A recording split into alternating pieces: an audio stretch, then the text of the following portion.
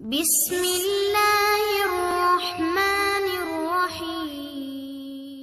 کیوں میرے ساتھ ایسا ہوا ہے کہ میرے گھر میں یہ مشکل آئی ہے؟ کیوں میری اولاد کے ساتھ ایسا ہوا ہے؟ کیوں میری فیملی لائف جو ہے وہ ٹوٹی ہے، ڈسٹرب ہوئی ہے؟ اللہ تعالیٰ نے قرآن میں کہا ہے کہ ما اصابکم من مصیبت فبما کسبت ایدیکم، یہ سورہ شورا کی آیت نمبر 30 میں کہا کوئی مصیبت تم تک نہیں آتی مگر یہ کہ تمہارے اپنے ہاتھوں کی کمائی بھی ہوتی ہے۔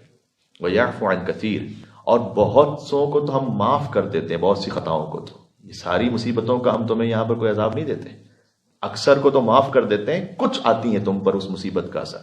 جیسے کسی نے آگ جلائی ہوئی ہو اور اس کا دھواں خود اس کی اپنی آنکھ میں آ رہا ہو تو آنکھ تمہاری خود کی جلائی ہوئی ہے۔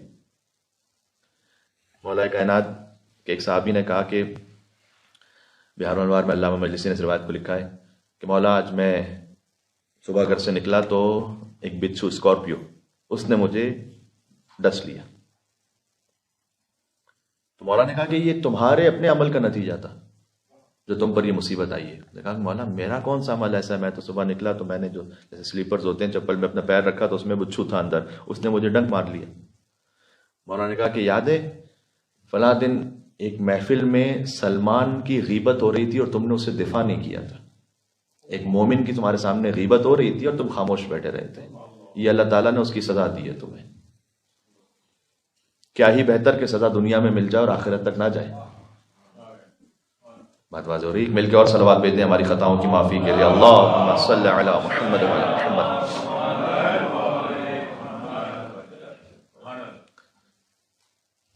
اچھا، اس لیے انسان کو سوچنا چاہیے کہ اگر اس پہ کوئی مصیبت آئی ہے، چاہے مادی یا معنوی، نماز فجر قضا ہوئی ہے، یہ ایک مصیبت ہے، ہم اس کو سمجھیں نہ سمجھیں۔ ایک نامحرم پر نگاہ گئی ہے، یہ ایک مصیبت روحانی ہے، ہم اس کو سمجھیں نہ سمجھیں۔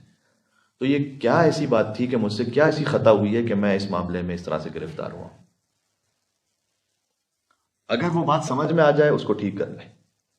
مثلا گھر والوں سے تل کلامی ہوئی ہے، مثال کے طور پر کوئی قطع رحمی ہوئی ہے جس کی وجہ سے مجھ سے ایک توفیق لے لی گئی ہے، اس کو ٹھیک کریں۔ اگر سمجھ میں نہ آئے تو استغفار کریں۔ پتہ نہیں چلنا کہ کس وجہ سے یہ مصیبت آئی ہے تو پھر استغفار کریں۔ عبداللہ باہودینی یہ کہتے تھے، جو بی بی معصومہ قم کے حرم میں مدفون ہے، وہ یوں کہتے تھے کہ اگر آپ کو یہ نہ پتہ چلے کہ آپ پر کوئی مصیبت آئی ہے وہ کیوں آ رہی ہے تو 4 کام کرو۔ ایک یہ کہ صدقہ دو، دوسرا رد مظالم دو۔ رد مظالم یعنی ہو سکتا ہے کسی کا حق ہم نے کھا لیا ہو اور ہمیں بھی یاد نہیں ہے، پتہ نہیں ہے، یا اس شخص تک رسائی نہیں ہے، تو رد مظالم ہوتا ہے کہ جو آپ اپنے مرض تقلید کے کسی وکیل کے پاس جمع کروا سکتے ہیں اور ان کی اجازت سے بعض امور میں خرچ بھی کر سکتے ہیں۔ تو صدقہ دو، رد مظالم دو، تیسرا فرماتے تھے قربانی کرو۔ اگر آپ پہ کوئی ایسی مشکل آ رہی ہے کہ جس کا آپ کو پتہ نہیں چل رہا کہ یہ کیوں آ رہی ہے، آپ قربانی کیجئے۔ ایک حلال گوشت جانور کا خون بہنا اور پھر اس کے بعد اس کا گوشت تقسیم ہونا اللہ سبحانہ و تعالیٰ کی راہ میں یہ آفتوں کو دور کرتا ہے۔ اور چوتھا حدیث قصہ پڑھو، جو کہتے تھے اس نیت سے سید کونین کے نام پر ایک مل کے اور صلوات بھیجے گا محمد اللہم صلی علی محمد وعلی محمد۔ یہ 4 کام آپ کو یاد رہیں گے۔